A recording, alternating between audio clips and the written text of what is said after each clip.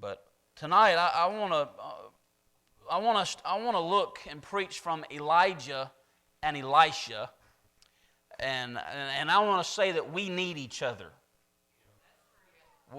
And I want to look at Elijah, the older prophet, and Elisha, the younger prophet, and I want us to follow these two men for a little bit and see that they needed each other, and you and I, we need each other. From this side of the church to that side of the church to the middle of the church, we need each other. And so I want to look at these two men, and I've got four things wrote down on this sticky note, and hopefully we won't preach too long tonight. But 1 Kings 19, and we'll begin reading in verse 15. Verse 15. Now this is after Elijah has run to the juniper tree, and he's depressed. He's asked God to take his life, and now he's gone up to this cave. And there was a great fire, there was a great wind, there was a great earthquake, but God was in none of those things. But then God was in the still small voice. And God is communing with Elijah. And this is his instruction, verse number 15. And the Lord said unto him, Go, return on thy way to the wilderness of Damascus, and when thou comest, anoint Hazael to be king over Syria, and Jehu the son of Nimshi shalt thou anoint to be king over Israel, and Elisha the son of Shaphat, of that fellow, shalt thou anoint to be prophet in thy room. My Bible has all the dashes and pronunciation marks, and I swear it makes it harder to read it. If it was all just together, I could probably just fly through it, but when it breaks it up, anyway, verse number 17, and it shall come to pass, verse number 19. And so he departed thence and found Elisha, the son of Shaphat, who was plowing with 12 yoke of oxen before him, and he with the 12th. So there's 6 men plowing, and he's on this crew of 6 men, and they're all plowing. In verse number 20, or verse number 19, Elijah passed by him and cast his mantle upon him, and he left the oxen and ran after Elijah and said, Let me, I pray thee, kiss my father and my mother, then I will follow thee. And he said unto him, Go back again, for what have I done to thee? And he returned back from him and took a yoke of oxen and slew them and boiled their flesh with the instruments of the oxen and gave unto the people, and they did eat. And then he arose and went after Elijah and ministered unto him. Elijah and Elisha, these two men needed each other. They needed each other. And if these two men are going to work together, and it was the will of God that they worked together, because it was God that said, Go find Elisha. Elijah didn't go pick Elisha. God said, Go find Elisha, the son of Shaphat. You don't even know this guy, but go get him. This is who you're supposed to be working with. And it is very important that we know that God is the one that puts us together. Okay, I believe that God put us together. Okay, I believe that this is a union of the Lord. I believe it was God that put us together. I believe God put me and her together. I believe God put me, her, and him and her together. And then I believe God put us together. I believe God put us together. I believe God put us together. I believe this union was of the Lord. Just like Elijah and Elisha, their union was of God. It was ordained. It was unctioned of the Lord. And I believe God has done that very same thing here with this group. Now you say, well, I don't know that I'll believe that because I don't like everybody here.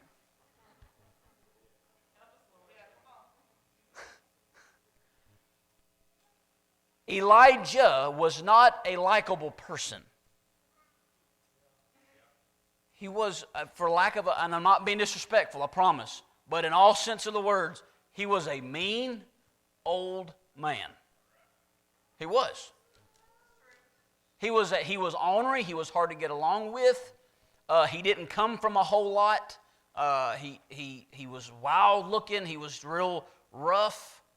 And here Elisha is, son of a very well-off man, I mean, he's plowing with 12 yoke of oxen. I mean, it's one thing to have a farm, another thing to have a farm and have 12 tractors. He's son of a well-off man. Elijah's probably never had a whole lot of nothing. This kid's always had. He's never done without. This is a young man and an old man. They're different, and if they're going to be together, number one, they're going to have a strong sense of understanding. And if you and I are going, and if this church, if we're going to work together, we're going to have a strong sense of understanding. We're going to have to understand one another. You're going to have to understand me. I'm going to have to understand you. This side's going to have to understand this side. This deacon will have to understand this deacon, and so on and so forth. We are going to have a strong sense of understanding. Now, when we get into this, Elijah, it is clear, needs Elisha. This old man really needs somebody. Chapter 19 is a undeniable proof. You say, what happens in chapter 19? In chapter number 19, he has a nervous breakdown. Disproportionate to the problem. And it's not because he's a weak old man. It's not because he can't pray hard enough. It's not because he's backslid. He just prayed down fire from heaven in chapter 18. And it's not because he's not bold enough. He faced an army of prophets who had knives because they're cutting themselves, and he's mocking them to their face. He's making fun of their false god. He's teasing them. Maybe he's asleep, or maybe he's on vacation. He's a bold man. He's got boldness, and he's got unction. He's got God all over him. He prays fire down from heaven. Then he outruns a man on a horse. So it's not that he can't work hard enough. It's not that he's lazy. He doesn't need help because he won't work hard enough, or because he's not right with God, or because he's backslid, or because he's not praying hard. He's under a lot of pressure. He's under a lot of pressure, and that takes such a toll on your mind and on your heart. And so then when Jezebel, in verse number 1 and 2, she threatens to kill him, he has a breakdown. And he had somebody with him, but he said, no, you stay here, and I'm going off by myself. And he goes and gets by himself because he's not going to let somebody come into this private part of his life. They would serve together maybe on top of the mountain when all the people are around, but then when the service is over, he wants to be alone. He'll seclude himself. And he's going to have to let Elisha into this part of his life. There's only one verse that tells us about the relationship of Elijah and Elisha in between here and when Elijah goes. And it says that Elisha poured water on the hands of Elijah. It's very personal. I mean, they served in a very personal way with each other. And Elijah is going to have to understand him and understand himself, and understand that he's going to have to let somebody in, not just in the service, but into his life. And if this church, if we're going to grow together, we're going to have to let one another in our lives. Elijah and Elisha, it wasn't going to be one of these things where they come together at the service and they serve together at service, but then when it's over, they leave, kind of like what a lot of us do. We come in on Sunday morning, we see each other, and then we leave and we go about our separate ways, and we have our own private, personal lives. And I'm not saying we all got to move in together. That's not what I'm saying. But what I'm saying is that we have to have a spirit of understanding where we can let each other in to our lives. Elijah needs him. He needs somebody. He cannot be alone. It's not good for him to be by himself. It's too much for him. He's got to have some help. Let me say this though. Elisha, he needs Elijah. He needs him. Now from a just strictly human perspective, Elisha, he don't need anything. He's in line to inherit this farm, 12 yoke of oxen. I mean, he don't really need anything. And there's nothing wrong with inheriting a farm. There's nothing wrong with plowing. There's nothing wrong with having a farm. Unless you're called to do something else. And Elisha was called of God to be the prophet. He was called of God to replace Elijah. He has a call on his life, but he's behind an ox.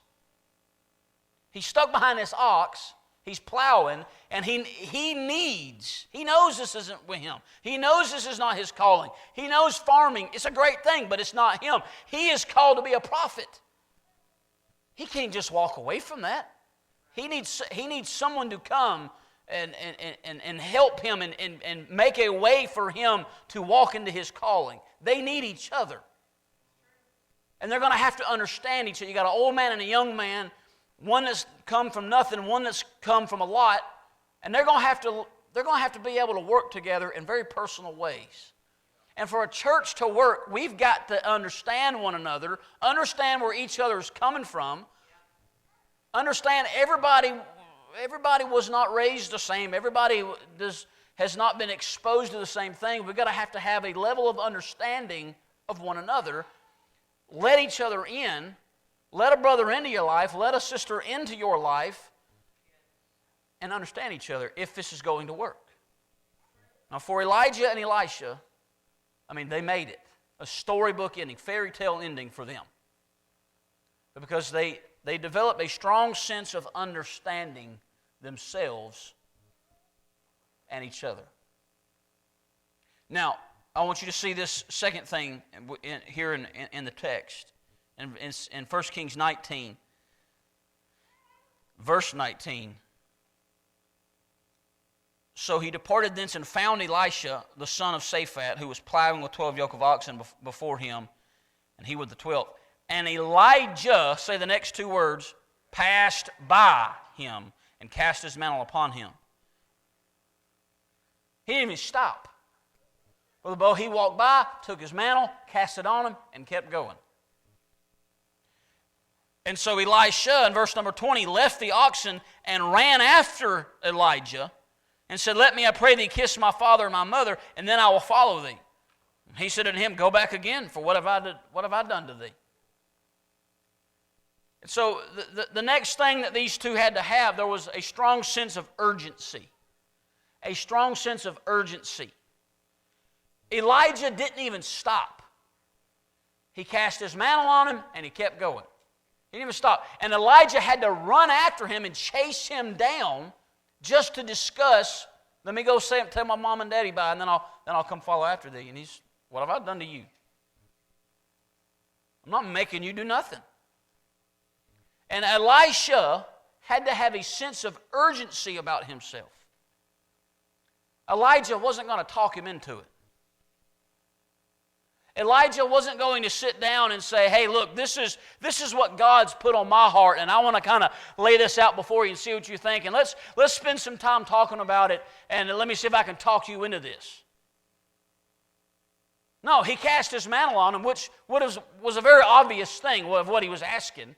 It was obvious. But it was also optional. He wasn't going to make him do anything.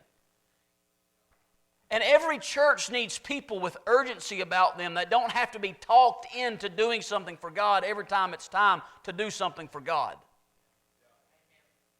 We need church members that have a sense of urgency about them, that are literally looking for an opportunity to grow for God and do something for God, and they don't have to be talked into it every time. It's like, raise your hand if you've cut grass with a push mower. You've cut grass with a push mower. You know, you have that little bar you got to hold on. And if you let go of that bar, the thing just shuts off completely. You know, when a man is out there with a push mower, he's not the one cutting grass. The lawnmower's cutting grass. But he has to keep his hands on it, and if he lets go, it quits. He can't let the lawnmower go and finish the job while he goes and does the weed eating or does the raking or cleans the gutters or whatever. He's got to stay with that. And there are some people, there are some Christians, that they will do something for God as long as somebody's got their hands on them and they're pushing them through the whole process.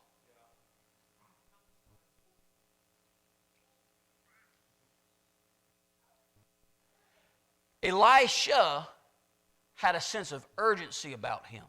He knew he was called. If you're called of God, you know it. He was called of God. He knew it. He was looking for an opportunity. He was looking for some avenue. Here it is before him, this family farm. He should have nothing to complain about, but he knows this is not him. He knows there's something more. He knows there's something that God wants him to do. He's looking for an opportunity, and here comes Elijah, the man of God. He throws his mantle on him, and Elisha knows, if I don't go now, I'll never get to do it. I'll never do it if I don't do it right now. So he takes his plow, he takes his oxen, he boils them, he builds a fire. I've preached on burning the plow, and he burns this plow up, and now he's made no way back to going back to the farm. He's burned it, he's gone, and he leaves, and he's sold out to God. He had a sense of urgency about him, and I am praying that in your heart that God will stir up a fire of urgency, and that will motivate you to start searching for an opportunity to do something for God, to reach this town, to grow this church, to see souls get saved. I'm praying that God puts inside of you a sense of urgency.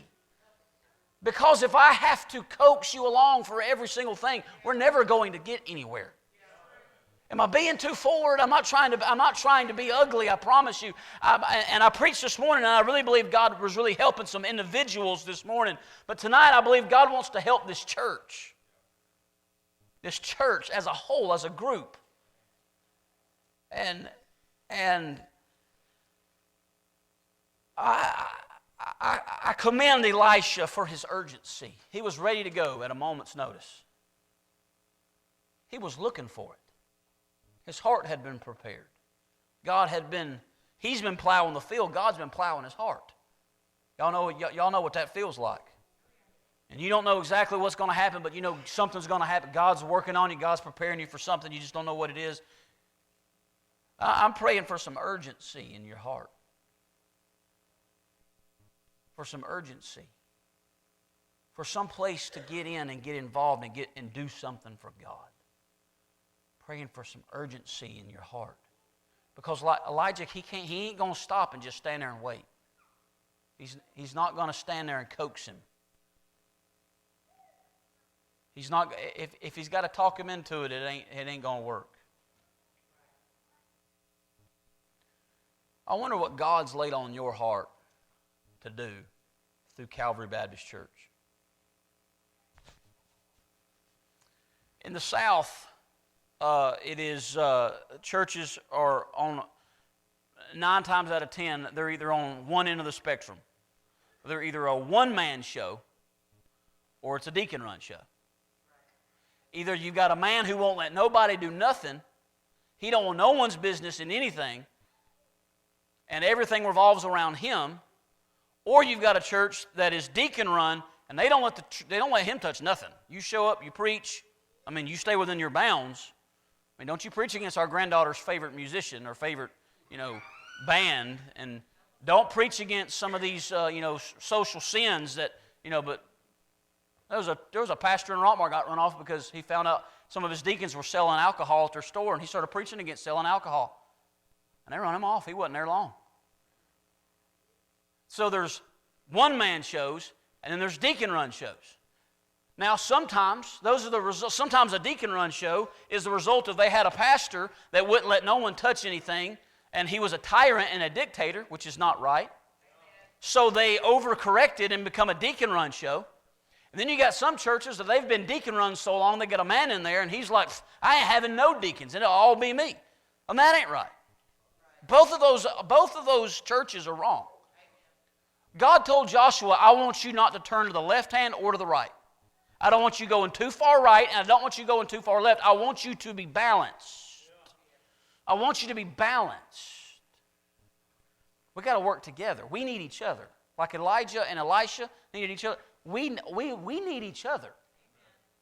We need one another. You see, you need my vision, and I need your vision. Elisha cannot get to where he's supposed to get to without Elijah.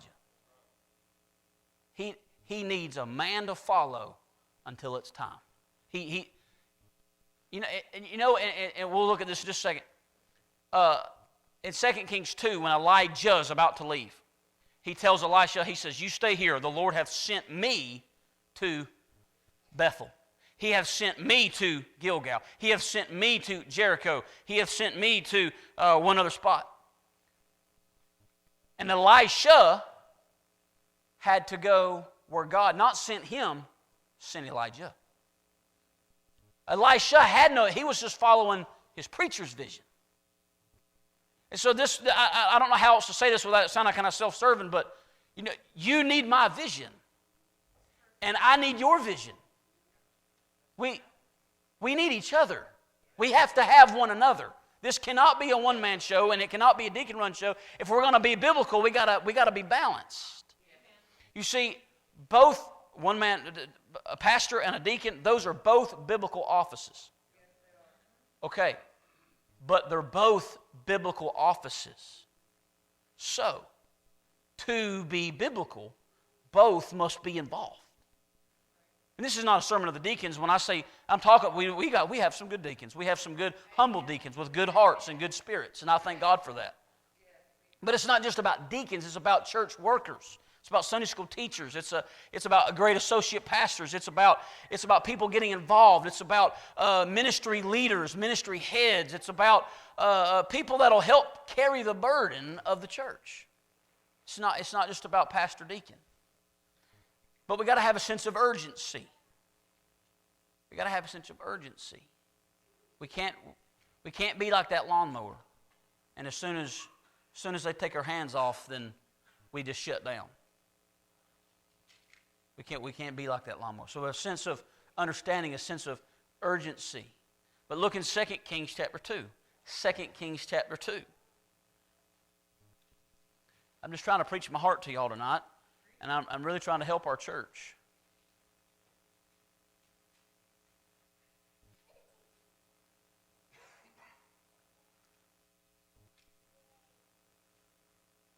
I'm encouraged about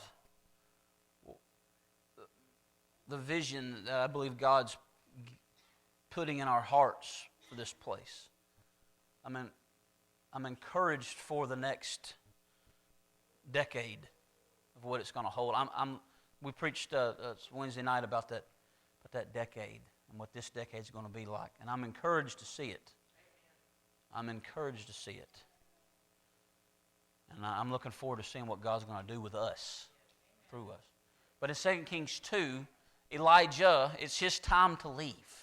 It's his time to depart, and he knows that. And everybody knows that. I don't know how everybody knew that. All the sons of the prophets, they told Elisha, they said, don't you know that the Lord's going to take him away? I don't know how they all knew that. But they all knew that. And the 50 sons of the prophets, they're kind of railing on Elisha, saying, the Lord's taking your master away. Which says he wasn't their master. He might have been a preacher, but he wasn't their preacher. How many of you know the difference between a preacher and your preacher? How many know the difference between that? I know a lot of preachers, but I've only got a few that are my preachers. You know what I'm saying? And so, but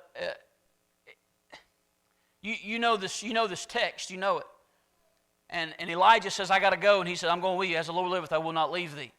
And he said, I'm staying with you. So then it gets down to, Brother Bo, I think it's verse number 8. Verse number 8. Where's he asked for that double portion? Second page. Let's look at that second page right on the top. Verse number 9, Elijah said unto Elisha, ask what I shall do for thee before I be taken away. So then Elisha asked for a double portion of thy spirit. And he said, thou hast asked a hard thing. Nevertheless, here it is now, nevertheless, if thou see me when I'm taken from thee, it shall be so unto thee. But if not, it shall not be so. He said, if you stay, he said, you've asked something that I can't give you. You've asked something very hard. Nevertheless, if you stay with me until I'm gone, then the Lord will give it. And so for Elisha to get what he asked for, there had to be a strong sense of unity. There had to be a strong sense of unity. They had to stay together, literally, until God split them up. A chariot of fire come down and divided them asunder, it says. They had to stay together until God divided them. Now, God divides sometimes, does He not? Either by death or by move. But they had to stay together. If Elisha's going to get from Elijah what he's asked, they've got to stay together. And can I just be honest with you that I'm in over my head as a pastor. I'm in over my head. I think every pastor's in over his head.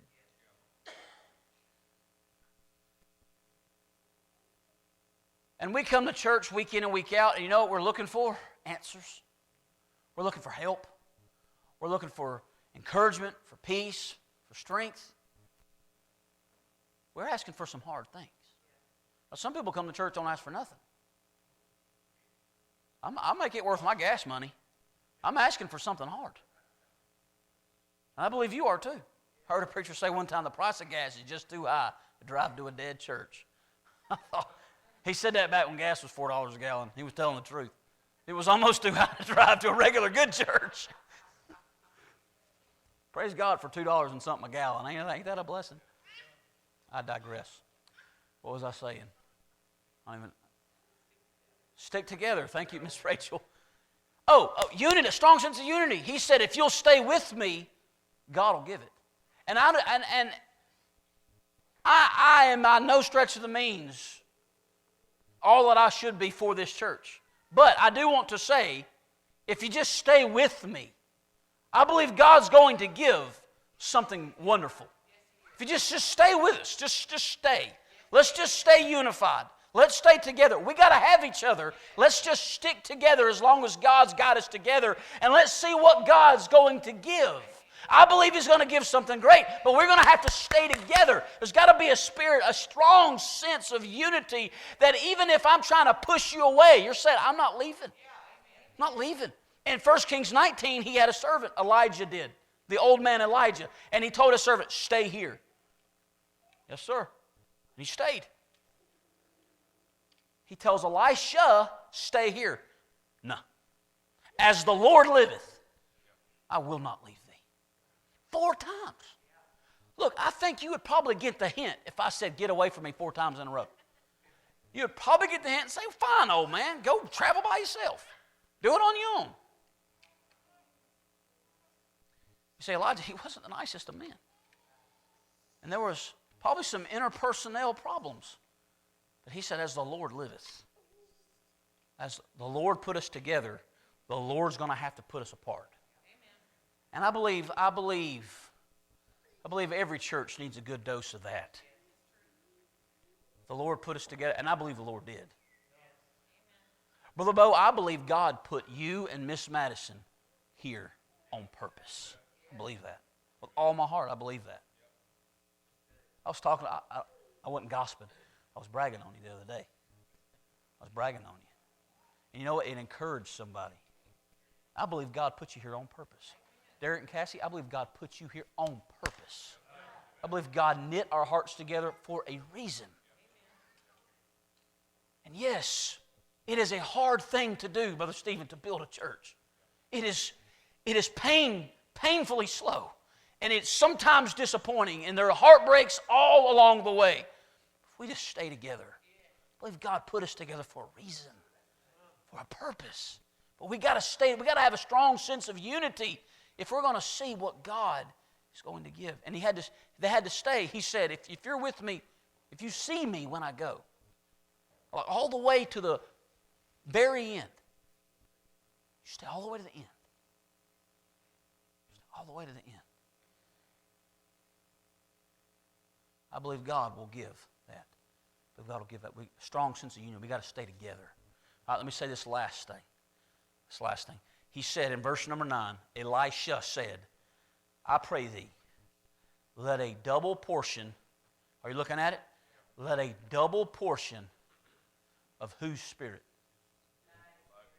Thy spirit. Not the Holy Spirit. Not God's Spirit. Elijah's spirit. He said, I want a double portion of you on me. This fourth thing, the strong sense of uniformity. Uniformity. A strong sense of uniformity. Now, it's not the same as unity. not the same as unity. Those things are different. Brother James, I don't know if I put that in there for you or not. Uniformity.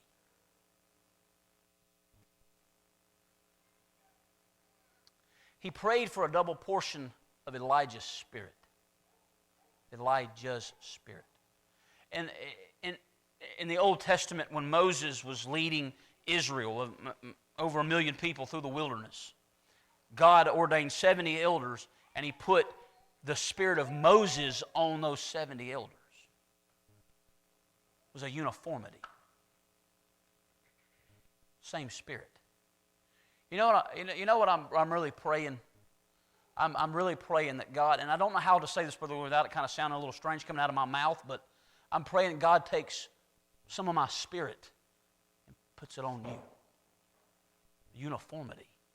That sounds weird to say. And I'm not trying to sound like,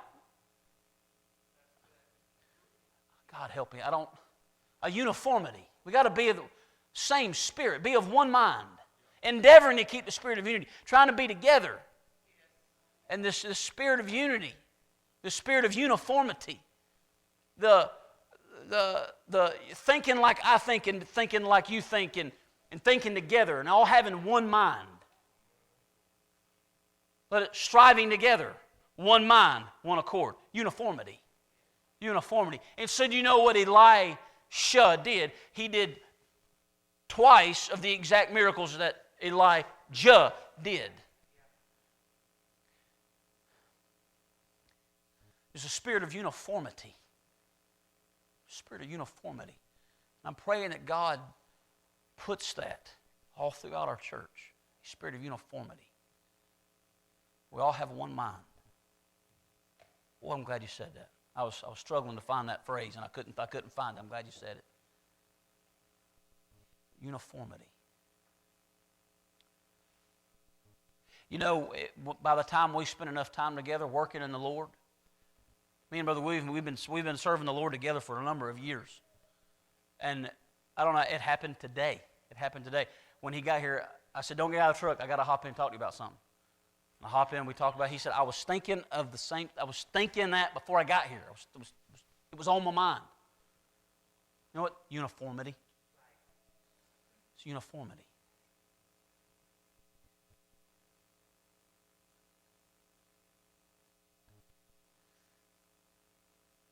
We need each other. You need me. I need you. You need him. And you need her. And you need her. And you need her. And you need him. And we need each other.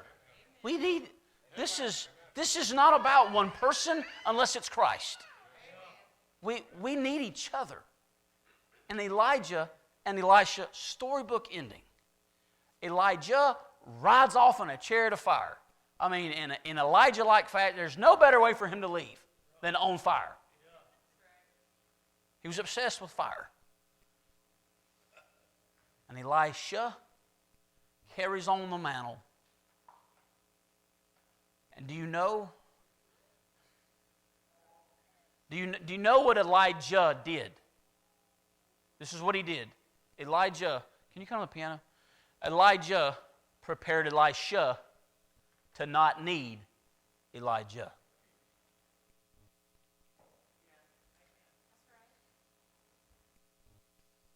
He picked up the mantle. You read it for yourself. It goes back to the Jordan River. And he smote it. He said, where's the Lord God of Elijah? He didn't need Elijah because he knew God. He smote the waters that parted hither and thither, and he walked across on dry land, just like Elijah did. Do you know what my job? I'm going to say this, and it's a general truth. Don't read too far into it. It's truth. You know what my job is as a pastor of this church? You know what my job is? It is to prepare this church to no longer need me. Because what if I died? Would you carry it on?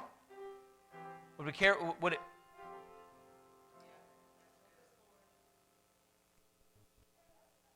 I don't think this is in the mind of God anywhere. But God moves men all the time.